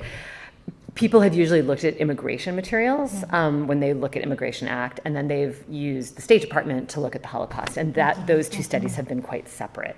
When I went into the State Department, when I went into the archives to do this research, I met with the archivist who did the processing of the State Department materials, and he said, you know, I've been here, he was Jewish, and he said, I've been here, you know, for 30 years, 40 years, and I can tell you that if you look in these boxes, nobody else has looked in these boxes. And a lot of my colleagues, they didn't read this as anti-Semitic because they weren't Jewish, and they didn't read the codes. They didn't see it. I mean, some of the stuff I showed you was pretty explicit, but I think that, you know, some of this is coded, and when people don't want to look for it and they're keeping things separate, they're not looking for those codes. Thank you. Yeah, I mean, I think that, I mean, I have seen threads of anti-Semitism and waxing and waning across the long history of eugenics. So I guess I've always seen it. I guess I've also been interested in ways in which absence is presence. So, for example, if you look at, you know, what I was talking before about kind of building, you know, kind of the white people's journal, or, you know, kind of this idea of this positive rendition of what are really kind of white fascist communities. You know, when I think about, for example, one aspect of eugenics was the positive eugenics of like better babies contests and fitter families. And what they would do is put forth the kind of healthy heredity of 4 generations of the Rogers family, you know, in Kansas City, Kansas, you know, where it was obviously very much of a white middle class or upper class family of Scottish or English or something, or maybe German heritage, something like that. So what is actually being excluded from that? What kind of person has no possibility, or family has no possibility of entering that, you know, the kind of that, you know, think of it as a photographic frame. And it's obviously African Americans, but it's also, you know, just a few steps away, maybe an off-white, you know, are Jews. And so I don't know, I guess I've seen that absence as part of this ongoing history of erasure. And that in and of itself is its own form of violence, right? And, you know, since, again, I've been coming at this history, I arrived at the studying anti-Semitism in the more, you know, contemporary moment through different routes, and also with thinking about issues of some of the gender politics, and really wanting to understand, well, why is the far right so transphobic? Well, because they can't stand gender non-binariness. It upsets their worldview too much. They actually don't mind cisgendered gay people because, well, they're just attracted to other cisgendered gay people. It's really when things become more fluid that there is a lot of anxiety. And I think you showed this slide of anxiety, like there's often anxiety, and I think that's always really interesting. And you're the sociologist, and maybe you have some thoughts on like social anxiety and what triggers it and why it can cause, you know, wreak such havoc at certain points in time. Yeah, no, it's we'll have a lot to talk about later. So let me just open it up to the room. Maybe you can pass a microphone around. Hold on a moment. What's wrong with that, is it? Well, look at that. Thanks. I have a quick question for both of you. Kirsten, back in the 10s and 20s, if I remember correctly, I was asking you the German Jews that didn't want the Russian Jews coming in because they were embarrassed by how they looked. And the whole JCC movement and young men and young women Hebrew associations started, funded by the Germans because they wanted to make them Americanized. So I wonder if you could comment on that. And Alexandra, I wonder if you maybe could speak on the left, you know, regarding the Women's March, regarding the African American community, some of the issues that we've been dealing with on the left. Thank you both. Thank you. So in general, my understanding, and I think the way people usually talk about that sort of understanding of German or uptown Jews, right, being embarrassed, is that yes, absolutely there was that embarrassment, but it didn't typically fall into immigration restriction. So most of those Jews who were embarrassed or uncomfortable, they still worked actually to sort of help incoming Eastern European Jews. They were not active in trying to restrict immigration. They wanted to maybe have them come in through a different port, right? They wanted to disperse them so they weren't all in New York and looking embarrassing, right? They wanted to assimilate them quickly. But their organizations actually did do things to help incoming, sort of some of the newer incoming Eastern European Jews. So they did it, and they weren't active as restrictionists. And they saw restriction as being something that would hurt them. I mean, they understood that as being a danger to them. So when you look at these groups of German Jewish groups, they're not necessarily some of them are very active and forceful, and some of them are doing it more in sort of a quiet, hush-hush way, but they're not the active restrictionists. The active restrictionists are really anti-Semites who are, or other, and haters of other groups as well. So they're finding other ways to kind of reflect that embarrassment, but not necessarily literally supporting the immigration restriction.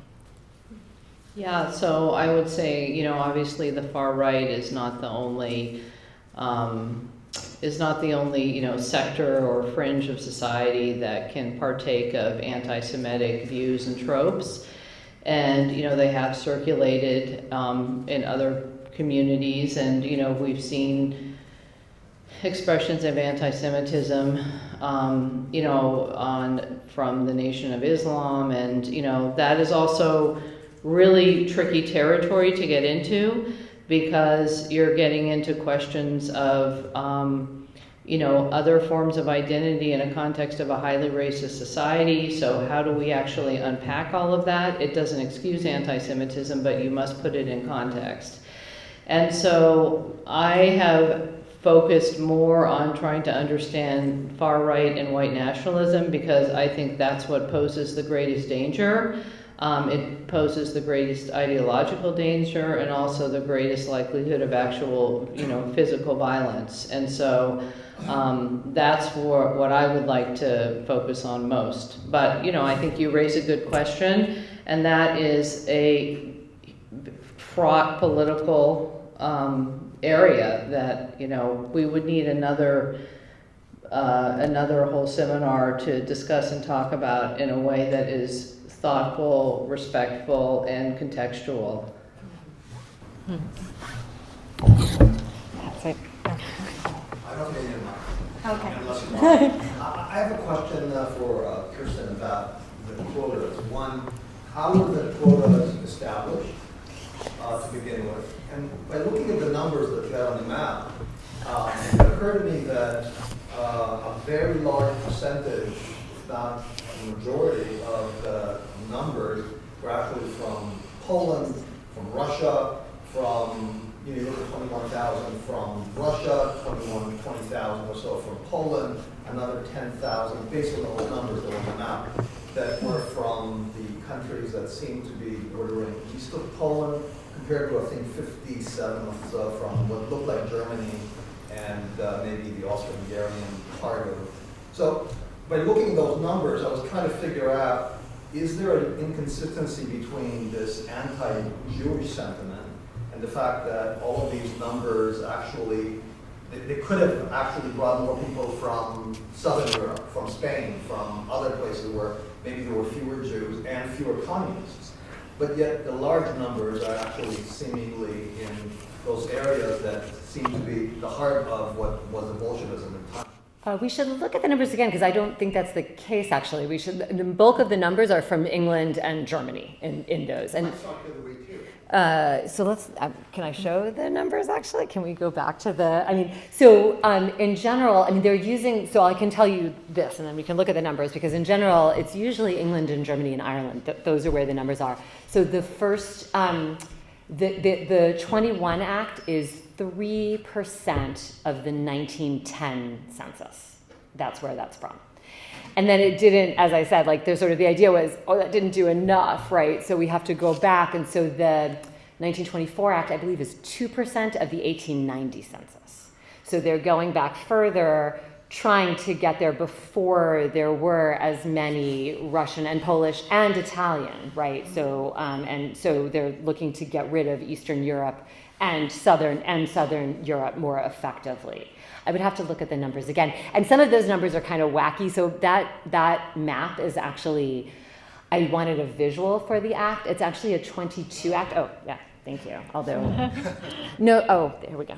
Did you take a picture of this? That's fascinating. So that's 21,613 for Russia, which is huge though.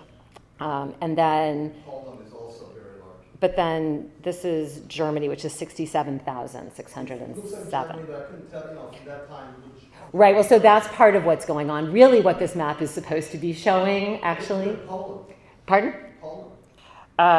No, that's not Poland. I mean, well, it's Poland. So this is the thing. It is what those borders. It's what the boundaries are during this really difficult time after World War I, when the boundaries are not set. Mm-hmm. And so, actually, the reason that I think that map is so interesting is that actually the State Department plays, or consuls play with those numbers. I have another letter where the consul from Romania says, gee, if you let in, if we use our numbers now, we will get all the petty merchants and middlemen, and we will be excluding the good, fine farmers of Transylvania. And so why don't we just call all those people Russian? And then they will go to the Russian quota, and we will get the good Transylvanian farmers as Romanian. So at least the consuls on the ground are trying to play with those numbers to exclude Jews. So the boundaries are in flux, and those quotas, because it's after World War I and these nationalities are in flux, it redounds much worse for Jews, much worse for Jews. And even in those numbers, that 67,607 is supposed to be Germany. It may be including elements of Poland, but it is the bulk of it is Germany. It is because the boundaries are all messed up.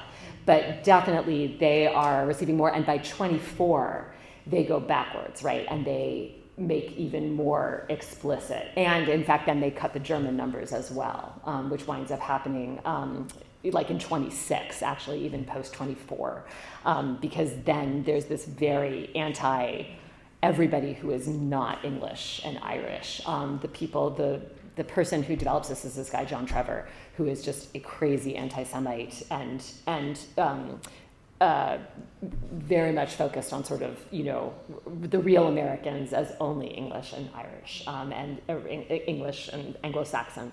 And so he makes special efforts even to get rid of the Germans by 26. So it's a process. And they're certainly playing and fudging with the numbers, if that helps. So it's a period. But I'm pretty sure that 67,000 is more than Russian. And thank you very much for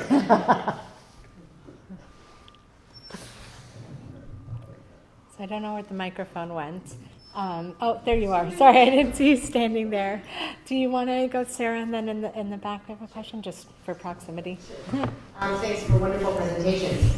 It's fascinating to me these different tropes of power that emerge across the presentation and in the conversation, because, Kirsten, you're talking about state-driven anti-Semitism, and Alex, you talk about the deep state. So in a way, we have inversion of models of power in its relationship to the state. And then, of course, we have phobia about Jewish power. So I wondered if you could just reflect of how power and state power play into this imaginary.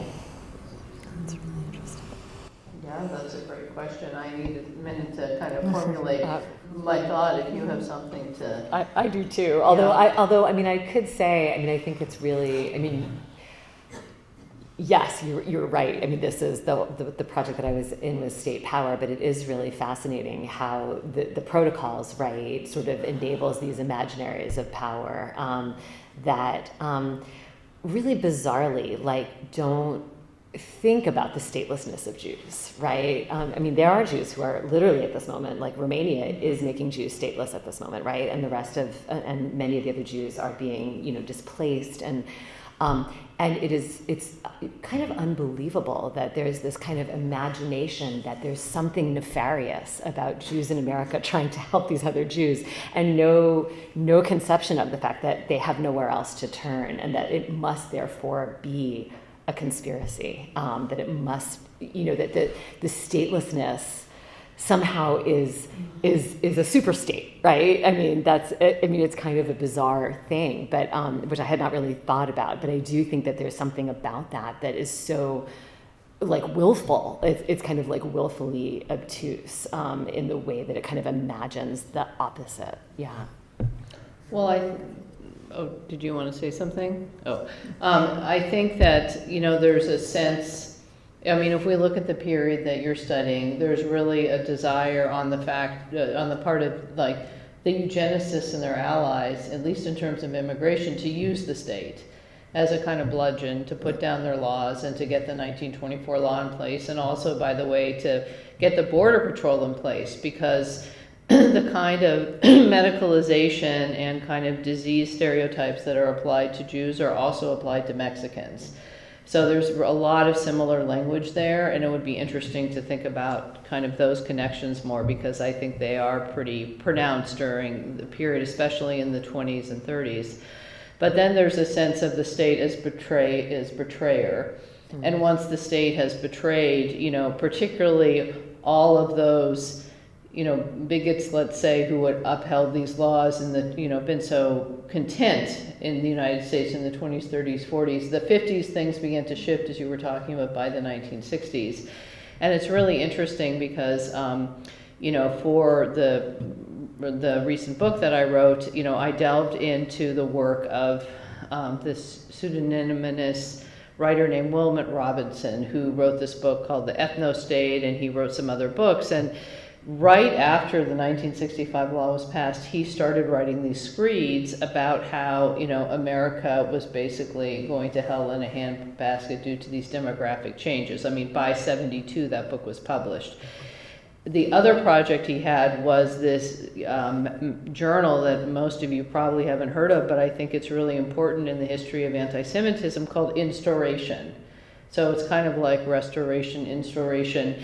And what it is it was like, and I have it digitized, by the way, if I can share it with anyone who wants. I have all this stuff digitized, God help me. But anyway, and what it is it ran from 1970 something to almost 2000. And what it does is it basically provides like a continuous narrative thread of these ideas that would be very much aligned with this kind of deep state. You can find kind of fragments and figments of that, in this. And it's kind of like a cult journal for those who are on the far right today. They know about it, they know where to find it, and pieces of it appear here and there. But there were those who were very much keeping these ideas alive, and they would circulate them, kind of almost like through, by word of mouth or, in-person handoff of these journals and things like that. So I think that's a really interesting area to look at if we want to fill in some of these gaps from what was going on from particularly like the 60s to the 2000s, are looking at, some of this, let's say, ephemera, because there was a lot of it. And, we're not going to necessarily find it. We're not going to find it in the National Archives. We're not even going to find it in some of the well-known collections. But it was there, and in a way, it's a kind of social, precursor to a social media ecosystem. Anyway, so. Any other questions? I can talk about it. Would you make it? Might be helpful for the video. Thank you both so much for you for this wonderful panel. As a scholar of Jewish antiquity, especially in the scholarship side of it, I often have to note when Jewish communities end up getting included, but by being included, they end up getting erased. I think the best example of this is the term Judeo-Christian, where people will refer to. In my book, I have an example of Donald Trump referring to Judeo-Christian holidays and then only mentioning Christmas. That's not a Jewish holiday, right? And thinking about, does the surface level inclusion often keep Jewish communities in the past, especially when it comes to particular Christian use of the term, and if you're seeing this in your own research, or does an idea in these Christian communities of Judaism being a religion of the book, particularly the Bible, mean that they can eliminate more recent, probably more relevant Jewish texts like the Talmud? And I'm thinking in particular Nick Fuentes, who has tirades about Talmudic Judaism, thinking it as a corruption against Judeo-Christianity, whatever that is. So have you seen this in your research much at all? Well, I have seen that to some extent. I mean, the phenomenon you mentioned, but I hadn't really thought about it in the way that you pose, and I think that's a really interesting angle to explore, and to, you know, understand his script, like why is he so fixated on this? And part of it has to do with this, I mean, there's a love-hate relationship with Jews. I mean, on the far right, they think Jews have a lot of power because they've been able to manipulate all these things. But they also, you know, dislike, if not hate them intensely because of that power, and don't completely understand it. There's like this shambolic quality to it, which is kind of one of the things that he's doing, which then fits into conspiracy theories because they always have that element. So I think that's really interesting, and I will reflect more on that. And I like the idea of thinking of it, you know, your work connecting it kind of across a longer time period. Yeah, and I think I would echo that. I mean, I think I think it's really interesting. And the Talmudic thing, I think that, I mean, I do think you see it in some like things, and the protocols, right? Like when people are talking about the protocols, or you know, they will definitely use that.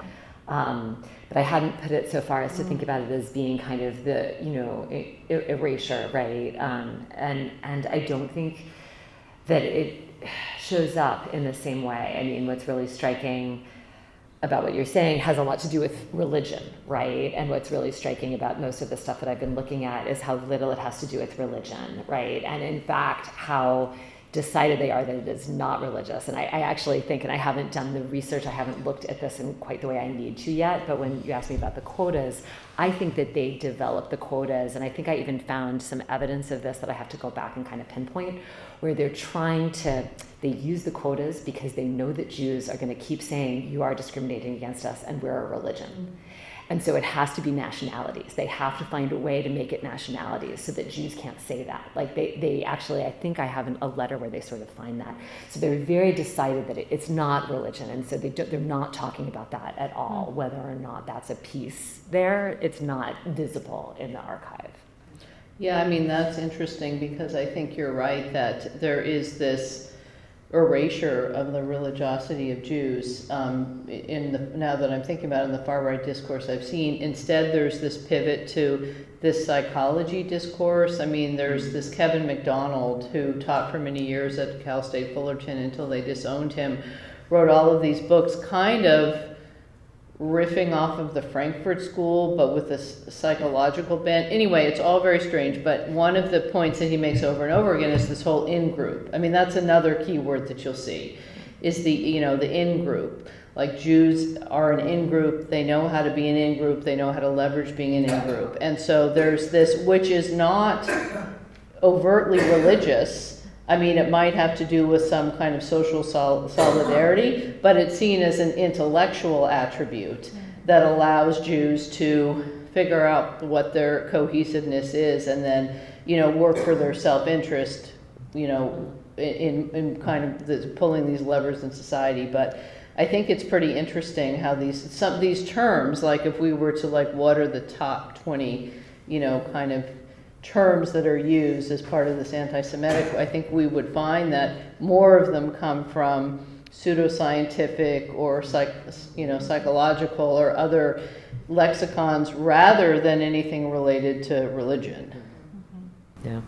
Can I add just I'm not thinking about it based on your responses in biblical studies, which is, it's origins are notoriously anti-Semitic. I think there's, beyond the fact that the study of religion is based off of Protestant ideas of religion that apply to Jews, but I think that's actually done very, particularly, especially with ancient Judaism, because they need it to be a religion, so that they can have it end up being Jesus. So if you ask someone up until relatively recently whether there were Jews in ancient Judea, someone might say no, because they're comparing modern day Jews to this antiquity that they see as very distinct. So they're consciously or subconsciously, they're using the religion category that reflects prejudices. Interesting. I can speak about it. So thank you for all of your very I found something so interesting, Kirsten. You said that when the Senate was getting the documents about the debate, that every other nationality or group was a one page, but the Jews, it was like a long document. So it's very interesting, I think, because, and that goes to Alexandra, the Jews were not just trying to protect their rights, but the Jews were very good leaders and helpful towards any discrimination and racism for other groups. So that was a scary thing in general, that if you give the Jews power, they'll also stand up for liberty and justice for other groups. And then, but go back to what the lady was saying, that I think there is a connection, because if you take this, the March of Selma, and you know that a rabbi was marching there with Martin Luther King with the Torah, but they're not talking about it. And in fact, the Jews always stood up for other groups that were oppressed. So there is that kind of fear of the Jews, because not only they'll stand up for their freedom, but they'll also look out for other people who are oppressed. And then in some way, it's like forgotten. They don't want to show that this was always a collaborative effort. Like in the movie Selma, they omitted that part, which I was like, why? Why would you omit that part? Because it's such a powerful moment to show. Great, thank you for that comment. Wonderful. Do you want to comment?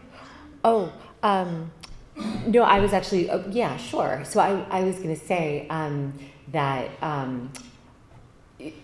so what I also found interesting, well, I think that some of the sort of ideas about Jews sort of supporting others, I think winds up sort of showing up in some of the sort of ideas about Jews bringing in people of other groups or civil rights. So, but I was going to say that what I actually also found really interesting in these letters was the degree to which Jews, Italians, all the other groups, like when they said you shouldn't block immigration, they would say, oh, look at Columbus, look at the great things that Italians have done in this country, and they, talk about the glorious, and Jews would not even talk about the fact that they were Jews. They would only talk about liberty and humanity, and I think it was because they were worried about anti-Semitism, but it was really striking, and that's something I actually kind of also want to write an article about. The language that they wrote about was very, very different, I think because they were very anxious about defending themselves, and it was easier, I think, to defend other people because they didn't want to encourage anti-Semitism, and they didn't want to talk about themselves as Jews because they thought it would bring more hatred. So, all right. Oh, do we have one more question in the back? Yeah, absolutely. Sure. Thanks. Thank you all. I'm wondering how we might think about another phenomenon of the present, which we could like say so-called anti-Semitism efforts, and just wondering how your presentations help us think about those. Can you elaborate a little bit? Sure. I'm thinking about attempts to maybe reformulate how Title VI is applied to the Department of Education. That was a few years ago with Marcus under Donald Trump, but also the prevalence of the IHRA definition of anti-Semitism, which is kind of sweeping municipal governments and internationally. Happy to keep going, but just wherever that goes. Do you have a thought on that? I mean, I'm trying to. I mean, one thing I'll say is that the whole terrain of anti-Semitism, and I mean, we've been using a definition of anti-Semitism that all of us in this room probably agree on, in broadly speaking, and especially looking at it from historical and kind of contemporary political perspectives. But that is yet for another seminar. It is a very contested term that is being mobilized in ways that are quite problematic to support a range of different political agendas, and I don't think that's going away anytime soon. I think it is an interesting term. I mean, I've removed the hyphen when I use it because I think that's kind of problematic, and then I have a friend, a scholar definitely of Jewish history, Jeff Weidlinger, who says, we shouldn't use the term at all, we should just use Judeophobia. And so then I thought, well, he's really smart, maybe I should just start using that. But it is a kind of very accessible, it's an understandable term that, when you saw like the title for this presentation, it made sense. So if it had said Judeophobia, I don't know if it would have required some unpacking. So it is a really interesting question. And what are we reinscribing by using that term? Maybe we should be pushing the envelope a bit, especially since there is a desire to capture it for problematic political aims.